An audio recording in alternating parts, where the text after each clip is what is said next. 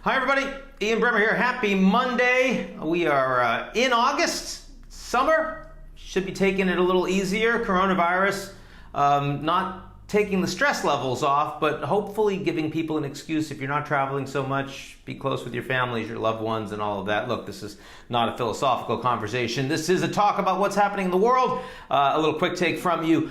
First of all, I'm getting a little bit more optimistic about the news in the United States right now. Yes, honestly, I am. In part because the caseload is flattening across the country, and it's reducing in some of the core states that have seen the greatest explosion in this continuation of the first wave. Yes, the deaths are going up, and they should continue to for a couple of weeks because it is a lagging indicator in the United States. But the fact that the deaths are going up does not say anything about what's coming in the next few weeks. That tells you what's happened in the last couple of weeks. What is likely coming is that even in the red states where governors were most opposing wearing masks in a mandatory way and shutting down the economy, they're seeing that they have explosive case transmission and they're changing their behavior. And mask wearing and social distancing in the United States is less about whether you're Republican or Democrat. It's more about, is the disease near you and do you feel threatened by it? And as we see it spreading into rural areas and into red states, we're also seeing mask wearing and social distancing going up in those places. It's not true everywhere, and there have been some governments that are particularly retrograde. Alabama looks really bad, for example, in that regard. But generally across the country, you're seeing a response to all of those measures. And you're also seeing that improved treatment, the fact that high flow oxygen actually works better than ventilators in some cases, the fact that plasma treatment is becoming more used and more widely understood. I mean, all of these things, plus increased testing numbers that the president keeps talking about, is making it easier for the United States to respond effectively to this outbreak. And that means even with much larger caseload that we know about, you're not getting as many hospitalizations, they aren't lasting as longer, not as many people are dying. All of that implies to me that where we're going to be in 2 months' time doesn't feel as bad as where we are right now, even though the total numbers of deaths, of course, are going up. And the best estimates I've seen so far are about 230,000 by election day.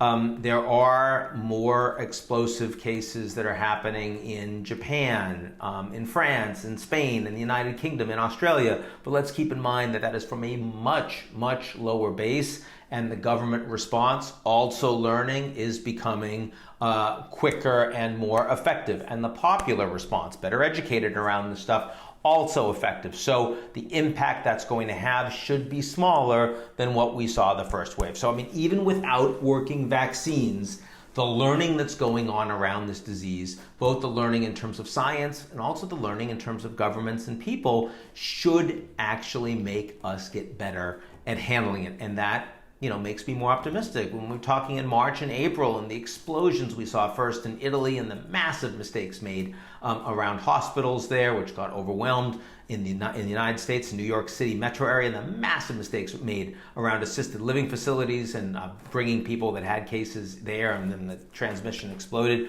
We're not doing that anymore. So we're learning in a lot of different ways. The doctors are learning, the governments are learning at the national and the local level, and the people are learning. And as all of that happens, we're going to get better very quickly at responding to this virus. And so even though you're going to see lots and lots of people still get sick, you're not going to see as many serious hospitalizations, not as many people die. The one thing that's bothered me the most since we've last chatted are these studies that show that over 50% of people that have gotten the disease, even if they were asymptomatic, have some lasting heart damage because the heart is working a lot harder to respond to the body's needs when the virus comes. It's only one study, but the numbers are significant. It's well over 1,000 people in it, and it was well reputed, the scientists involved. So the longer term implications of all of the people that are getting this virus, many of whom don't know it, terms of whether or not our life expectancies will be of the quality and the length that we want, that actually does really sort of bum me out. And I'm hoping that we learn a lot more about that in the near future.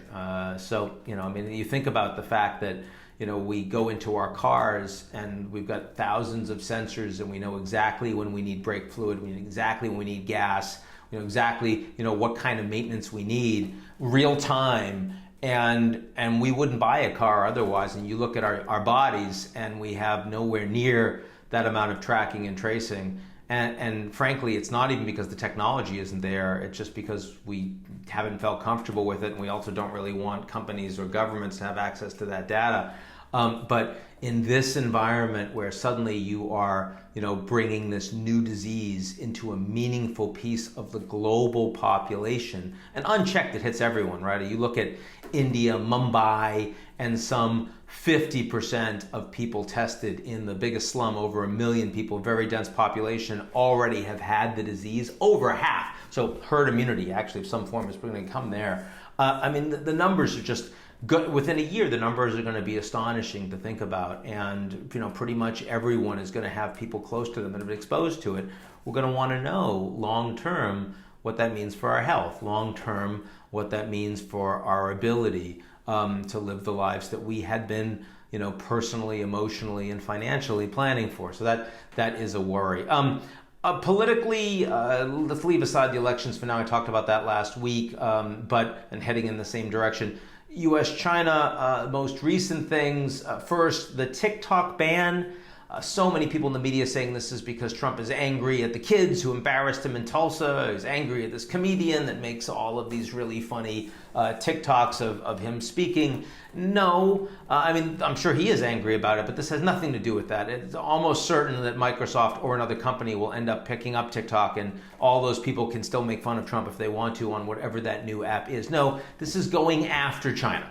And let's keep in mind that this is a China where if you want to use Amazon, you want to use Facebook, you want to use Google, tough, you're stuffed. You can't do it. You know why? Because they have their own and they won't let the American companies in. And China is the largest data market in the world. So if they refuse to allow the biggest American firms, the biggest in the world, to participate there, even if the Chinese weren't stealing data for their own governmental purposes, even if they had rule of law and intellectual property, why would you let them operate those apps in your market? You would want to have an agreement where you have reciprocity, where if they want to operate in the US, then you get to operate in China. Until that happens, I'm not very sympathetic to the people saying the US shouldn't be doing anything. And by the way, most American allies are on board with the US on that front. Also interesting to see, probably the most significant sanctions so far by the US against China. It's against the Xinjiang Production and Construction Corps. It is the most important central government sort of corporate entity in Xinjiang, which is the northwest interior part of China where the Uyghurs, the ethnic minority Muslim, have had over 1 million forced into camps. There's been forced sterilizations, forced cultural integration. It is a horrible, horrible story, and the U.S. is significantly upping the impact in terms of sanctions. It's not clear because there aren't a lot of companies that do direct business in the West with that Xinjiang Production and Construction Corps, KPCC, but there are an enormous amount of firms that that do trade that have inputs that originally come from that company. I mean, that produces much of China's cotton, for example, lots of other things as well. So a lot of people are going to be watching very carefully to see what it means and just how broadly those U.S. sanctions are going to apply, whether it's direct or indirect engagement with that entity. If it's indirect, then this is going to be a very significant hit to a lot of Chinese companies and Western companies that really matter, that change business practices, and the Chinese will respond and escalate. So that one's worth watching. TikTok is done. Someone else will buy it, and that's your quick take. Talk to you guys next week.